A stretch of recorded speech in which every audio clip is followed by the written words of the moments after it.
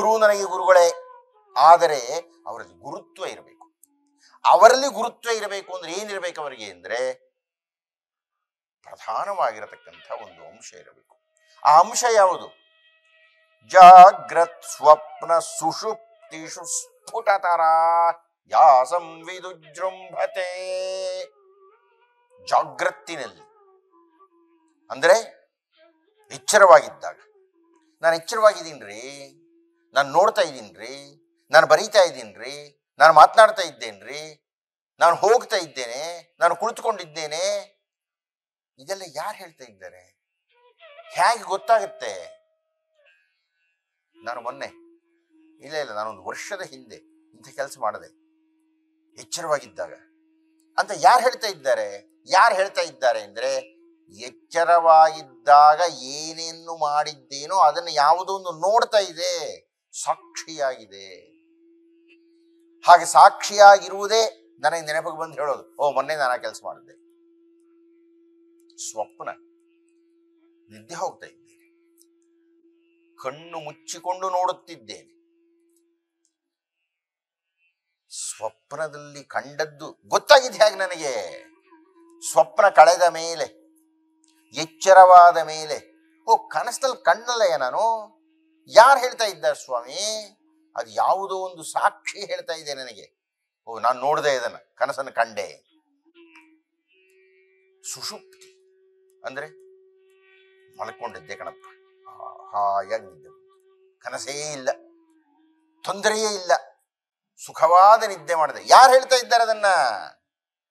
ಯಾವುದೋ ಒಂದು ಸಾಕ್ಷಿ ಸುಖವಾಗಿ ನಿದ್ದೆ ಮಾಡದ್ದನ್ನು ಕಂಡಿದೆ, ಸ್ವಪ್ನವನ್ನು ಕಂಡಿದೆ, ಎಚ್ಚರವಾಗಿದ್ದಾಗ ಕಂಡಿದೆ. ಈ ಜಾಗ್ರತ್ ಸ್ವಪ್ನ ಸುಷುಪ್ತಿಷು ಸ್ಫುಟತರಾಯ ಸಂವಿದುಜೃಂಭತೆ. ಅತ್ಯಂತ ಸ್ಫುಟವಾಗಿ ಇದನ್ನು ಯಾವುದು ಅರ್ಥ ಮಾಡಿಕೊಂಡಿದೆಯೋ, ಬ್ರಹ್ಮಾದಿ ಪಿಪೀಲಿಕಾಂತ ತನುಷೂ ಪ್ರೋತಾ ಜಗತ್ ಸಾಕ್ಷಿಣೆ. ಆ ಚತುರ್ಮುಖ ಬ್ರಹ್ಮನಿಂದ ಹಿಡಿದು ಒಂದು ಇರುವೆಯ ತನಕ ಎಲ್ಲ ಪ್ರಾಣಿ ಪ್ರಪಂಚದ ಒಳಗೂ ಯಾವ ಒಂದು ಚೈತನ್ಯ ಶಕ್ತಿ ಹರಿತಾ ಇದೆಯೋ, ಹಿಂದೆ ಆಗಲೇ ಅಹಂ ಬ್ರಹ್ಮಾಸ್ಮಿ ಅನ್ನತಕ್ಕಂಥದ್ದನ್ನು ನಾವು ಅರ್ಥ ಮಾಡಿಕೊಂಡಿದ್ದೇವೆ. ಆ ಒಂದೇ ಪರಬ್ರಹ್ಮ ಶಕ್ತಿ, ಆ ಒಂದೇ ಪರಮಾತ್ಮ ಶಕ್ತಿ ಎಲ್ಲ ಜೀವಾತ್ಮಗಳಾಗಿ ಬಂದಿದೆ ಅಂತ ನಾವು ಅರ್ಥ ಮಾಡಿಕೊಂಡಿದ್ದೇವೆ. ಅದನ್ನಿಲ್ಲಿ ಹೇಳ್ತಾ ಇದ್ದಾರೆ ಭಗವತ್ಪಾದರು. ಬ್ರಹ್ಮಾದಿ ಪಿಪೀಲಿಕಾಂತ ತನುಷು, ತನುಷು ಆ ದೇಹದ ಒಳಗೆ, ಹೋತಾ ಜಗತ್ ಯಾವುದು ಒಂದೇ ಪ್ರವಹಿಸ್ತಾ ಇದೆಯೋ, ಸ ಏವ ಅಹಂ, ಅದೇ ನಾನು ಅಂದ್ರೆ ಅಹಂ ಬ್ರಹ್ಮಾಸ್ಮಿ ನಾನು ಅನ್ನೋದನ್ನ, ಅದೇ ನಾನು. ಸ ಏವ ಅಹಂ ನಚ ದೃಶ್ಯ ವಸ್ತು ಇತಿ, ಕಣ್ಣಿಗೆ ಕಾಣಿಸ್ತಕ್ಕಂಥದ್ದು ನಾನಲ್ಲ. ಅಂದ್ರೆ ನನ್ನ ಕೈ, ನನ್ನ ಕಿವಿ, ನನ್ನ ಕಣ್ಣು, ನನ್ನ ಮನೆ, ಇದ್ಯಾವುದು ನಾನಲ್ಲ. ನಾನು ಅಂದ್ರೆ ಯಾವುದಯ್ಯ ಅಂದ್ರೆ ಚೈತನ್ಯ ಶಕ್ತಿ. ನಾನು ಅಂದ್ರೆ ಯಾವುದಪ್ಪ? ಅದು ಆತ್ಮಶಕ್ತಿ. ನಾನು ಅಂದ್ರೆ ಆತ್ಮ ಅನ್ನತಕ್ಕಂಥದ್ದು. ಸ ಏವ ಅಹಂ, ನಾನು ಅಹಂ, ನಾನೇ ಆತ್ಮ ಅನ್ನತಕ್ಕಂಥದ್ದೇ ವಿನಃ ನಜದೃಶ್ಯ ವಸ್ತು ಇತಿ, ನನ್ನ ಕಣ್ಣಿಗೆ ಕಾಣತಕ್ಕಂಥದ್ದು ನಾನಲ್ಲ ಅಂತ ಯಾರು ದೃಢ ಪ್ರಜ್ಞಾಪಿಯಸ್ಯಾಸ್ತಿ ಚೇತ್, ಯಾರು ದೃಢವಾಗಿ ಪ್ರಜ್ಞಾಪೂರ್ವಕವಾಗಿ ಖಚಿತವಾಗಿ ಅಂದುಕೊಂಡಿರುತ್ತಾರೋ, ಭಾವಿಸಿರುತ್ತಾರೋ, ಅವರು ಅದೇ ಆಗಿರುತ್ತಾರೋ, ಬ್ರಹ್ಮವೇ ತಾನಾಗಿರುತ್ತಾರೋ, ಅಂತಹ ವ್ಯಕ್ತಿ ಚಂಡಾಲೋಸ್ತು ಸದುದ್ವಿಯೋಸ್ತು. ಈ ಪರಮಸತ್ಯವನ್ನು, ಈ ಅದ್ವೈತ ತತ್ವವನ್ನು ಯಾರು ಅರ್ಥ ಮಾಡಿಕೊಂಡಿರುತ್ತಾರೋ ಆತ ಚಂಡಾಲನಾದರೂ ಆಗಿರಲಿ ಅಥವಾ ಬ್ರಾಹ್ಮಣನಾದರೂ ಆಗಿರಲಿ, ಆತ ನನಗೆ ಗುರು ಕಣಪ್ಪ. ಆದ್ದರಿಂದ ಚಂಡಾಲ, ನನ್ನ ಶಿಷ್ಯರು ಹೇಳಿದ್ದು ತಪ್ಪು, ಆ ಶಿಷ್ಯರು ಮಾಡಿದ ತಪ್ಪಿಗೆ ನಾನು ಕಾರಣ, ಅದನ್ನು ನಾನು ಕ್ಷಮಾಪಣೆ ಕೇಳ್ತಾ ಇದ್ದೇನೆ, ದಯವಿಟ್ಟು ಕ್ಷಮಿಸು. ಯಾವಾಗ ಭಗವತ್ಪಾದರು ಸತ್ಯ ದರ್ಶನವನ್ನು ಮಾಡಿ, ಯಾವ ಭಗವತ್ಪಾದರು ಅದ್ವೈತ ದರ್ಶನವನ್ನು ಅನುಷ್ಠಾನಕ್ಕೆ ತೆಗೆದುಕೊಂಡರೋ, ಆಗ ಚಂಡಾಲ ಮಾಯವಾಗಿ ಜಟಾಜೂಟಧರನಾಗಿರತಕ್ಕಂತಹ, ತ್ರಿಪುಂಡ್ರಿಯಾಗಿರತಕ್ಕಂತಹ, ತ್ರಿನೇತ್ರಿಯಾಗಿರತಕ್ಕಂತಹ, ಪಂಚಮುಖನಾಗಿರತಕ್ಕಂತಹ, ಎಡದಲ್ಲಿ ಗಿರಿಜೆಯನ್ನು ಹೊಂದಿರತಕ್ಕಂತಹ, 4 ವೇದಗಳನ್ನೇ ತನ್ನ ಕೈಯಲ್ಲಿ ಹಿಡಿದುಕೊಂಡಿರತಕ್ಕಂತಹ, ಪ್ರಜ್ವಲಿಸ್ತಾ ಇರತಕ್ಕಂತಹ ಶಂಕರ, ಕಾಶಿಯ ವಿಶ್ವನಾಥ ಕಂಡುಬಿಟ್ಟಿದ್ದ. ಭಗವತ್ಪಾದರು ಕಾಶಿಗೆ ಬಂದಿದ್ದು ಆ ಕಾರಣದಿಂದ. ವಿಶ್ವೇಶ್ವರನ ದರ್ಶನವಾಗುತ್ತಾ ಇದ್ದ ಹಾಗೆ ಆತ್ಮಾತ್ವಂ ಗಿರಿಜಾಮತಿ ಸಹಚರಾ ಪ್ರಾಣ ಶರೀರಂ ಗೃಹಂ ಪೂಜಾತೆ ವಿಷಯೋಪಭೋಗ ರಚನಾ ನಿದ್ರಾ ಸಮಾಧಿ ಸ್ಥಿತಿ ಸಂಚಾರ ಪದಯೋ ಪ್ರದಕ್ಷಿಣ ವಿಧಿ ಸ್ತೋತ್ರಾಣಿ ಸರ್ವಾಗಿರೋ ಯದ್ಯತ್ ಕರ್ಮ ಕರೋಮಿ ತತ್ ಅಖಿಲಂ ಶಂಭೋ ತವಾರಾಧನಂ. ಅಧ್ಯಾತ್ಮ ಅದ್ವೈತ ಏನು ಹೊಕ್ಕು ಬಿಟ್ಟಿದೆ ಈ ಶ್ಲೋಕ.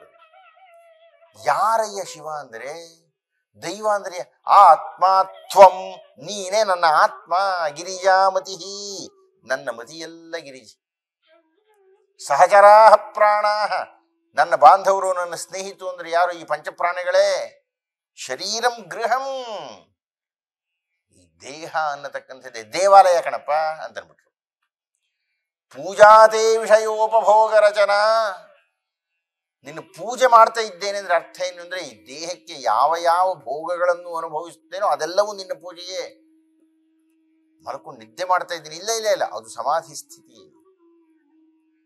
ನಾನು ಓಡಾಡಿದ್ದೆಲ್ಲ ನಿನಗೆ ಪ್ರದಕ್ಷಿಣೆ, ನಾನು ಮಾತನಾಡಿದ್ದೆಲ್ಲ ಸ್ತೋತ್ರ. ಯದ್ಯತ್ ಕರ್ಮ ಕರೋಮಿ ತತ್ತದಖಿಲಂ ಶಂಭೋ ತವಾರಾಧನಂ, ನಾನು ಮಾಡತಕ್ಕಂಥ ಪ್ರತಿಯೊಂದು ಕ್ರಿಯೆ ಶಂಭೋ ನಿನ್ನ ಆರಾಧನೆ ಕಣಪ್ಪ. ಕರಚರಣ ಕೃತಂ ವಾಕ್ಕಾಯಜಂ ಕರ್ಮಜಂ ವಾ ಶ್ರವಣ ನಯನಜಂ ವಾ ಮಾನಸಂ ವಾ ಅಪರಾಧಂ ವಿಹಿತಂ ಅವಿಹಿತಂ ವಾ ಸರ್ವಮೇತತ್ ಕ್ಷಮಸ್ವ. ಜಯ ಜಯ ಕರುಣಾಬ್ಧೆ ಹೇ ಮಹಾದೇವ ಶಂಭೋ. ಅತ್ಯಂತ ಸುಂದರವಾಗಿರತಕ್ಕಂಥ, ರಮಣೀಯವಾಗಿರತಕ್ಕಂಥ, ರೋಚಕವಾಗಿರತಕ್ಕಂಥ, ರೋಮಾಂಚಕವಾಗಿರತಕ್ಕಂಥ ಕೃತಿ ಅದು. ಕರಚರಣ ಕೃತಂ ವಾಕ್ಕಾಯಜಂ ಕರ್ಮಜಂ. ನೋಡಪ್ಪ, ಕೈನಲ್ಲಿ ಮಾಡಿದ್ದೀನ, ಕಾಲದಲ್ಲಿ ಮಾಡಿದ್ದೀನ, ವಾಕ್ನಲ್ಲಿ ಮಾಡಿದ್ದೀನ, ಕಾಯದಲ್ಲಿ ಮಾಡಿದ್ದೀನ, ಯಾವ ಯಾವ ಕರ್ಮಗಳನ್ನು ಮಾಡಿದ್ದೇನೆ. ಶ್ರವಣ ನಯನಜಂವ ಮಾನಸಂವ, ಕಣ್ಣಲ್ಲೋ ಕಿವಿಯಲ್ಲೋ ಮನಸ್ಸಿನಲ್ಲೋ ಮಾಡಿರತಕ್ಕಂಥ ಅಪರಾಧ ಏನೂ ಇಲ್ಲ. ಚಂಡಾಲದನ್ನ ಆ ಕಡೆ ಹೋಗು ಅಂತ ಹೇಳಿಬಿಟ್ಟಿದ್ದೊಂದು. ಈಶ್ವರನೇ ಪ್ರತ್ಯಕ್ಷನಾಗಿದ್ದರೆ ಆ ಈಶ್ವರನನ್ನು ನೋಡತಕ್ಕಂಥ ದರ್ಶನವೇ ಇಲ್ವಲ್ಲ ನನಗೆ. ನಾನು ಮಾಡಿರತಕ್ಕಂಥ ಯಾವುದೇ ಕರ್ಮ ಇರಲ್ಲಪ್ಪ, ಯಾವುದೇ ಪಾಪ ಇರಲಿ, ಯಾವುದೇ ಅಪರಾಧ ಇರಲಿ, ವಿಹಿತಂ ಅವಿಹಿತಂ ವಾ ಸರ್ವಮೇತತ್ ಕ್ಷಮಸ್ವ, ಕ್ಷಮಿಸಪ್ಪ ನೀನು ಅಂತ ಈಶ್ವರನಿಗೆ ಸಾಷ್ಟಾಂಗ ಮಾಡಿಬಿಟ್ಟಿದ್ದಾಳೆ. ಗಿರಿಜ ಪಕ್ಕದಲ್ಲಿದ್ದಾಳೆ, ಅನ್ನಪೂರ್ಣೇಶ್ವರಿ ಇದ್ದಾಳೆ. ವಿಶ್ವನಾಥ ನಗುತ್ತಾ ಹೇಳ್ತಾ ಇದ್ದೇನೆ, ನಾನು ನಿನ್ನನ್ನು ಪರೀಕ್ಷೆ ಮಾಡಲಿಕ್ಕೆ ಬಂದೆ. ನೀನು ವ್ಯಾಸನಷ್ಟು ಸಮರ್ಥನಾಗಿದ್ದೀಯ. ಆ ವ್ಯಾಸ ಬ್ರಹ್ಮಸೂತ್ರಗಳನ್ನು ವಿರಚನೆ ಮಾಡಿ ಬಹಳ ಪ್ರಸಿದ್ಧನಾಗಿದ್ದಾನೆ. ಆದರೆ ಜನಸಾಮಾನ್ಯರಿಗೆ ಏನು ಪಂಡಿತರಿಗೇ ಬ್ರಹ್ಮಸೂತ್ರಗಳು ಅಷ್ಟು ಸುಲಭವಾಗಿ ಅರ್ಥ ಆಗ್ತಾ ಇಲ್ಲ. ಆದ್ದರಿಂದ ಅದನ್ನು ಅತ್ಯಂತ ಸರಳವಾಗಿರತಕ್ಕಂಥ ಶೈಲಿಯಲ್ಲಿ ನೀನು ಆ ಬ್ರಹ್ಮಸೂತ್ರಗಳಿಗೆ ಭಾಷ್ಯವನ್ನು ವಿರಚನೆ ಮಾಡು. ಇಂದ್ರನಿಂದಲೂ ಪುರಸ್ಕರಿಸಲ್ಪಡುತ್ತೆ. ಬ್ರಹ್ಮಲೋಕದಲ್ಲಿ ಅದರ ಖ್ಯಾತಿ ಹೆಚ್ಚಿತ್ತು. ನೀನು ಮಾಡಬೇಕಾಗಿರತಕ್ಕಂಥ ಇನ್ನೊಂದಷ್ಟು ಕೆಲಸಗಳಿದೆ. ಅದನ್ನೆಲ್ಲ ಮುಗಿಸಿ ಅದ್ವೈತವನ್ನು ಪ್ರಚಾರ ಮಾಡಿ, ಅದ್ವೈತವನ್ನು ಸ್ಥಾಪನೆ ಮಾಡಿ, ಅದ್ವೈತ ಅಲುಗದಂತೆ 4 ದಿಕ್ಕುಗಳಲ್ಲಿ 4 ಮಠಗಳನ್ನು ಹುಟ್ಟು ಹಾಕಿ 4 ಜನ ಸಮರ್ಥ ಶಿಷ್ಯರನ್ನು ಅಲ್ಲಿ ಪ್ರತಿನಿಧಿಗಳನ್ನಾಗಿ ಮಾಡಿ ನಿನ್ನ ಕೆಲಸಗಳನ್ನೆಲ್ಲ ಮುಗಿಸಿ ಆಮೇಲೆ ಕೈಲಾಸಕ್ಕೆ ಬರುವೆಯಂತೆ. ಈಗ ಹೋಗಿ ವ್ಯಾಸ ಗುಹೆಯಲ್ಲಿ ಕುಳಿತು ಬ್ರಹ್ಮಸೂತ್ರಗಳಿಗೆ ಭಾಷ್ಯವನ್ನು ಬರೆ ಅಂತ ಈಶ್ವರ ಆಶೀರ್ವಾದ ಮಾಡಿ, ಯಾವ ಕಾರಣದಿಂದ ಭಗವತ್ಪಾದರು ಕಾಶಿಗೆ ಬಂದಿದ್ದರೋ ಆ ಕಾರ್ಯ ಈಡೇರಿತು. ಈಗ ಅವರು ಹಿಮವತ್ ಪರ್ವತಕ್ಕೆ ಹೊರಟಿದ್ದಾರೆ. ಒಂದಷ್ಟು ಜನ ಶಿಷ್ಯರಿದ್ದಾರೆ. ಹಿಮವತ್ ಪರ್ವತಕ್ಕೆ ಹೊರಟು ವ್ಯಾಸ ಗುಹೆಯ ಸುತ್ತಲೂ ಇರತಕ್ಕಂಥ ಅನೇಕ ಬ್ರಹ್ಮಜ್ಞರನ್ನ, ಬ್ರಹ್ಮ ಋಷಿಗಳನ್ನು ಕುರಿತು ಅವರು ಚರ್ಚೆಯನ್ನು ಮಾಡಿದ್ದಾರೆ. ಏನು ಬ್ರಹ್ಮಸೂತ್ರದ ಅರ್ಥ ಏನು, ಏನನ್ನು ಹೇಳಲಿಕ್ಕೆ ಹೊರಟಿದ್ದಾರೆ, ವ್ಯಾಸ ಮಹರ್ಷಿಗಳು ಸ್ಥಾಪನೆ ಮಾಡಿದ್ದು ಏನು ಅದರಲ್ಲಿ ಅಂತ ಹೇಳಿ ಸಾಕಷ್ಟು ಕಾಲ ಚರ್ಚೆ ಮಾಡಿ ಮಾಡಿ ಮಾಡಿ ಮಾಡಿ ಕೊನೆಯ ಬ್ರಹ್ಮಸೂತ್ರಗಳೇ ತಮ್ಮ ಭಾಷ್ಯಗಳನ್ನು ವಿರಚನೆ ಮಾಡಿದರು. 555 ಸೂತ್ರಗಳನ್ನು ಹೊಂದಿರತಕ್ಕಂಥದ್ದು ಬ್ರಹ್ಮಸೂತ್ರಗಳು ಅಂತ. ಏನದು ಬ್ರಹ್ಮಸೂತ್ರ ಅಂದ್ರೆ ಬ್ರಹ್ಮ ಮೀಮಾಂಸೆ ಅಂತ. ಶಾರೀರಿಕ ಮೀಮಾಂಸೆ, ಇದು ಶರೀರದ ಒಳಗೆ ಶಾರೀರ ಅನ್ನತಕ್ಕಂಥದ್ದು ಇದೆ. ಅಂದ್ರೆ ಈ ಶರೀರವನ್ನು ಆಟ ಆಡಿಸ್ತಕ್ಕಂಥದ್ದು, ಶರೀರವನ್ನು ನಿಯಂತ್ರಣ ಮಾಡತಕ್ಕಂಥ ಯಾವುದೋ ಒಂದು ಆತ್ಮ ಅಂತ ಮಾತನಾಡ್ತಾ ಇದ್ದೇವಲ್ಲ, ಆ ಆತ್ಮಮೀಮಾಂಸೆ ಅದು. ಆತ್ಮಮೀಮಾಂಸೆ, ಶಾರೀರಿಕ ಮೀಮಾಂಸೆ, ಬ್ರಹ್ಮ ಮೀಮಾಂಸೆ ಇವೆಲ್ಲ ಸಮಾನವಾಗಿರತಕ್ಕಂಥ ಪರ್ಯಾಯ ಪದಗಳು. ಅಂದ್ರೆ ಆತ್ಮ ಅಂದ್ರೆ ಬ್ರಹ್ಮ, ಬ್ರಹ್ಮ ಅಂದ್ರೆ ಶಾರೀರ. ಹೀಗಾಗಿ ಬ್ರಹ್ಮನ್ ಅನ್ನತಕ್ಕಂಥದ್ದಕ್ಕೂ ಈ ಜೀವಾತ್ಮಕ್ಕೂ ಇರತಕ್ಕಂಥ ನಂಟು ಎಂಥದ್ದು ಅನ್ನುವುದನ್ನು ಕುರಿತು 555 ಸೂತ್ರಗಳಲ್ಲಿ ಬಾದರಾಯಣರು ಆಗಿನ ಕಾಲಕ್ಕೆ ಬಂದಿರತಕ್ಕಂತಹ ಅನೇಕಾನೇಕ ಕುಮಾತಗಳನ್ನು ಮರ್ದನ ಮಾಡಿ ಸೂತ್ರಗಳನ್ನು ಮಾಡಿ ಇದನ್ನೇ ನ್ಯಾಯಪ್ರಸ್ಥಾನ ಅಂತ ಆನಂತರ ಕರೆದು. ಈ ನ್ಯಾಯಪ್ರಸ್ಥಾನ ಅಷ್ಟು ಸುಲಭವಾಗಿ ಅರ್ಥ ಆಗ್ತಾ ಇರಲಿಲ್ವಲ್ಲ, ಅದಕ್ಕಾಗಿ ಭಗವತ್ಪಾದರು ತಮ್ಮ ಭಾಷ್ಯವನ್ನು ವಿರಚನೆ ಮಾಡಿ ಆ ಬ್ರಹ್ಮಸೂತ್ರ ಭಾಷ್ಯದಲ್ಲಿ ಒಂದೇ ಒಂದು ಸೂತ್ರವನ್ನು ಕುರಿತು ನಾವು ಅತ್ಯಂತ ಸಂಕ್ಷಿಪ್ತವಾಗಿ ಅದರ ಅರ್ಥವನ್ನು ನೋಡಿಬಿಡೋಣ. ಬ್ರಹ್ಮಸೂತ್ರದ ಮೊಟ್ಟ ಮೊದಲನೆಯ ಸೂತ್ರ ಅಥಾತೋ ಬ್ರಹ್ಮ ಜಿಜ್ಞಾಸ ಅಂತ. ಅತಃ ಬ್ರಹ್ಮ ಜಿಜ್ಞಾಸ. ಜಿಜ್ಞಾಸ ಅಂದರೆ ಚರ್ಚೆ ಮಾಡುವುದು, ಅರ್ಥ ಮಾಡಿಕೊಳ್ಳುವುದು, ಜ್ಞಾನವನ್ನು ಹೊಂದತಕ್ಕಂಥದ್ದು, ಮತ್ತೆ ಮತ್ತೆ ಅದನ್ನು ಕುರಿತು ಯೋಚನೆಯನ್ನು ಮಾಡಿ ಒಂದು ಸಿದ್ಧಾಂತಕ್ಕೆ ಬರತಕ್ಕಂಥದ್ದು ಜಿಜ್ಞಾಸ. ಯಾವುದರ ಬಗ್ಗೆ ಜಿಜ್ಞಾಸೆ ಮಾಡ್ತಾ ಇದ್ದೇವೆ? ಬ್ರಹ್ಮ ಜಿಜ್ಞಾಸ. ಬ್ರಹ್ಮನ್ ಅನ್ನತಕ್ಕಂಥದ್ದನ್ನು ಕುರಿತು ನಾವು ಚಿಂತನೆಯನ್ನು ಮಾಡ್ತಾ ಇದ್ದೇವೆ. ಈ ಬ್ರಹ್ಮನ್ ಅಂದ್ರೆ ಏನು? ಈ ಬ್ರಹ್ಮನ ಹಿನ್ನೆಲೆ ಏನು? ಈ ಬ್ರಹ್ಮನ್ ದರ್ಶನ ಆಗತಕ್ಕಂಥದ್ದು ಹೇಗೆ? ಆ ಬ್ರಹ್ಮನಿಗೂ ನಮಗೂ ಇರತಕ್ಕಂತಹ ನಂಟೇನು? ಇವುಗಳೆಲ್ಲ ಉಳಿದ ಸೂತ್ರಗಳಲ್ಲಿ ಅದು ಚರ್ಚೆ ಮಾಡ್ತಾ ಹೋಗ್ತಾರೆ. ಅಂತೂ ಮುಂದೆ ಚರ್ಚೆಯಾಗಿರತಕ್ಕಂತಹ ಬ್ರಹ್ಮನ್ನನನ್ನ ಕುರಿತು ಚಿಂತನೆ ಮಾಡತಕ್ಕಂಥದ್ದು ಅಥ ಅಂದ್ರೆ ಆಮೇಲೆ, ಅಥ ಅಂದ್ರೆ ನಂತರ, ಅಥ ಅಂದ್ರೆ ಆನಂತರ, ಅಥ ಅಂದ್ರೆ ಅತ್ಯಂತ ಸರಳವಾಗಿ ಹೇಳಬೇಕಾದ್ರೆ ಏನೋ ಒಂದಷ್ಟು ಮಾಡಬೇಕು, ಹಾಗೆ ಮಾಡಿದ ಮೇಲೆ ಬ್ರಹ್ಮವನ್ನು ಕುರಿತು ಚಿಂತನೆ ಮಾಡಬೇಕು. ಅತಃ ಬ್ರಹ್ಮ ಜಿಜ್ಞಾಸ. ಬ್ರಹ್ಮ ಜಿಜ್ಞಾಸೆಯನ್ನು ಮಾಡುವುದಕ್ಕಿಂತ ಮುಂಚೆ ಏನೋ ಆಗಿರಬೇಕು ಅನ್ನತಕ್ಕಂಥದ್ದು ಅಥ ಅನ್ನತಕ್ಕಂತಹ ಪದದಿಂದ ಹೇಳ್ತಾ ಇದ್ದಾರೆ. ಭಗವತ್ಪಾದರು ಚಿಂತನೆ ಮಾಡ್ತಾರೆ, ಈ ಅಥ ಅಂದ್ರೆ ಅರ್ಥ ಏನಯ್ಯ? ಈ ಅಥ ಅನ್ನತಕ್ಕಂಥದ್ದು ಬಹಳ ದೊಡ್ಡ ಮಹಾಕಾವ್ಯಕ್ಕೆ ಒಂದು ಮುನ್ನುಡಿ ಇದ್ದಂತೆ. ಈ ಅಥ ಅನ್ನತಕ್ಕಂಥದ್ದು ನಾನು ಏನೋ ಬ್ರಹ್ಮ ಜಿಜ್ಞಾಸೆಯನ್ನು ಮಾಡ್ತಾ ಇದ್ದೇನಲ್ಲ, ಹಾಗೆ ಬ್ರಹ್ಮ ಜಿಜ್ಞಾಸೆಯನ್ನು ಮಾಡಲಿಕ್ಕೆ ನನಗೇನೋ ಒಂದು ಸಿದ್ಧತೆ ಬೇಕು. ಯಾವ ಸಿದ್ಧತೆಯನ್ನು ಮಾಡಿಕೊಂಡು ನಾನು ಬ್ರಹ್ಮ ಜಿಜ್ಞಾಸೆಯನ್ನು ಮಾಡಬೇಕು? ಆದೌ ಮೊಟ್ಟ ಮೊದಲು ನನಗೇನು ಗೊತ್ತಿರಬೇಕು? ಆದೌ ನಿತ್ಯ ವಸ್ತು ವಿವೇಕ ಪರಿಗಣ್ಯತೆ. ನನಗೆ ಬ್ರಹ್ಮ ಜಿಜ್ಞಾಸೆಯನ್ನು ಮಾಡುವುದಕ್ಕೆ ಮೊಟ್ಟ ಮೊದಲನೆಯ ಅರ್ಹತೆ ಏನಪ್ಪಾ ಅಂದ್ರೆ ನಿತ್ಯಾನಿತ್ಯ ವಸ್ತು ವಿವೇಕ ಪರಿಗಣ್ಯತೆ. ನಿತ್ಯ, ಸತ್ಯ, ಶಾಶ್ವತ, ಸನಾತನ, ಸದಾತನ ಆಗಿರತಕ್ಕಂಥದ್ದು ಯಾವುದು? ಅನಿತ್ಯ, ಕ್ಷಣಿಕವಾಗಿರತಕ್ಕದ್ದು, ತಾತ್ಕಾಲಿಕವಾಗಿರತಕ್ಕದ್ದು, ಈಗ ಇದ್ದು ನಾಳೆ ಇಲ್ಲದ್ದು, ಅದು ಯಾವುದು?